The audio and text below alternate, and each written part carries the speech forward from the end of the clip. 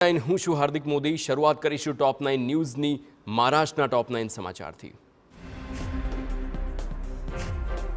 મહારાષ્ટ્રના સીએમ તરીકે દેવેન્દ્ર ફડણવીસના નામ પર સર્વાનુમતિથી મહોર લાગતા જ મહાયુતિએ રાજ્યપાલને મળી સરકાર રચવાનો દાવો કર્યો છે। મહાયુતિના ત્રણેય દિગ્ગજ નેતાઓ ફડણવીસ, શિંદે અને અજીત પવાર એક જ કારમાં રાજભવન પહોંચ્યા, જ્યાં તેઓએ રાજ્યપાલ સમક્ષ સરકાર બનાવવાનો પ્રસ્તાવ રજૂ કર્યો હતો। આ પહેલા ફડણવીસને વિધાયક દળના નેતા તરીકે ચૂંટાયા બાદ ત્રણેય પક્ષના નેતાઓએ પ્રથમ સત્તાવાર બેઠક યોજી।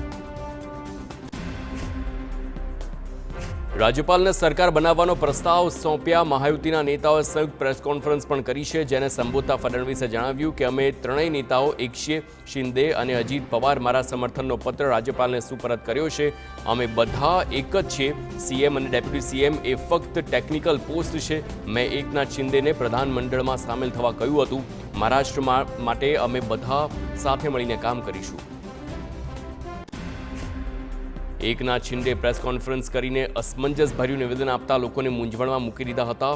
તેઓ સરકારનો હિસ્સો રહેશે કે નહીં? એકનાથ શિંદેએ કહ્યું કે હું ફડણવીસને શુભેચ્છા પાઠવું છું, પરંતુ હું સરકારનો હિસ્સો બનીશ કે નહીં તેના વિશે પછી જણાવીશ। જોકે શિંદે સરકારમાં સામેલ થવા રાજી થઈ ગયા છે, પરંતુ તેઓ ગૃહ મંત્રાલય પોતાની પાસે રાખવા માટે અડગ હોવાનું પણ જાણવા મળી રહ્યું છે। મહાયુતિની પ્રેસ કોન્ફરન્સમાં એકનાથ શિંદે ફરી ફડણવીસને સમર્થન આપવાની વાત કરી છે। શિંદે જણાવ્યું કે અમે વચન આપ્યું હતું કે જે પણ નિર્ણય લેવામાં આવશે તેમાં હું સમર્થન આપીશ। મને શું મળી રહ્યું છે તે અંગે કોઈ પ્રશ્ન નથી। મહારાષ્ટ્રને શું મળ્યું તે માટે અમારા મનમાં માત્ર આ લાગણી હતી। મહાયુતિમાં કોઈ ઊંચું કે નીચું નથી। ગત વખતે દેવેન્દ્ર ફડણવીસજીએ મારા નામની ભલામણ કરી હતી અને આ વખતે હું મુખ્યપ્રધાન તરીકે, મંત્રી તરીકે તેમનું નામ લેવા જઈ રહ્યો છું। બીજી તરફ ડેપ્યુટી સીએમ અજીત પવારે પણ ત્રણેય પક્ષો સાથે મળીને મહારાષ્ટ્રના વિકાસ માટે કામ કરશે તેવી ખાતરી આપી છે। પવારે જણાવ્યું કે કેટલાક લોકોએ કહ્યું હતું કે હું બેઠકો માટે દિલ્હી ગયો, પરંતુ એવું નથી। હું શપથ ગ્રહણ માટે ગયો ન હતો। અમે માત્ર મહારાષ્ટ્રના વિકાસ માટે જ કામ કરીશું। આ જ અમારો ધ્યેય છે। અમે આ વિચાર સાથે આગળ વધીશું। અમે મહાગઠબંધનની સરકાર બનાવવા જઈ રહ્યા છીએ। આ બહુમતી આપણને વિકાસ તરફ લઈ જશે।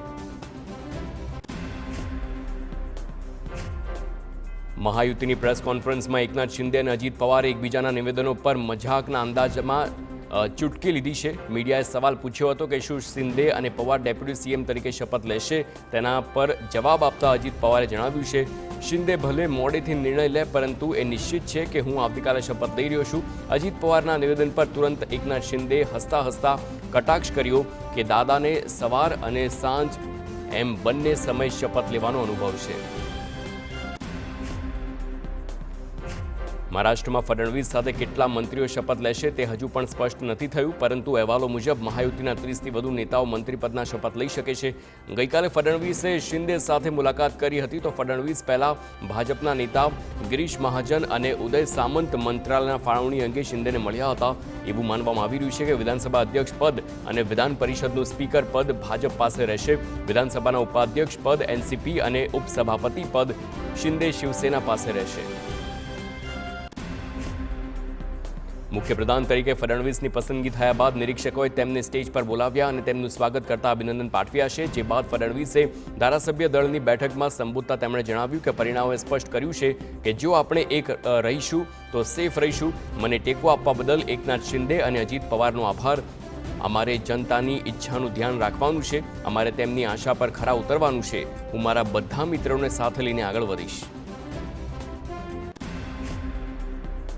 મહારાષ્ટ્ર વિધાનસભા ચૂંટણીના 11 દિવસ બાદ ભાજપે મુખ્યપ્રધાન તરીકે દેવેન્દ્ર ફડણવીસની પસંદગી કરી છે। ચંદ્રકાંત પાટીલ, સુધીર મુનગંટીવારે ફડણવીસના નામનો પ્રસ્તાવ મૂક્યો હતો અને પંકજા મુંડે તેનું સમર્થન કર્યું છે। તો ડેપ્યુટી સીએમ માટે હાલ અજીત પવારનું નામ ફાઇનલ થયું છે, જ્યારે કે કેબિનેટમાં કેટલા પ્રધાનોનો સમાવેશ કરવામાં આવશે તેના માટે વિવિધ બેઠકોનું આયોજન કરવામાં આવી રહ્યું છે।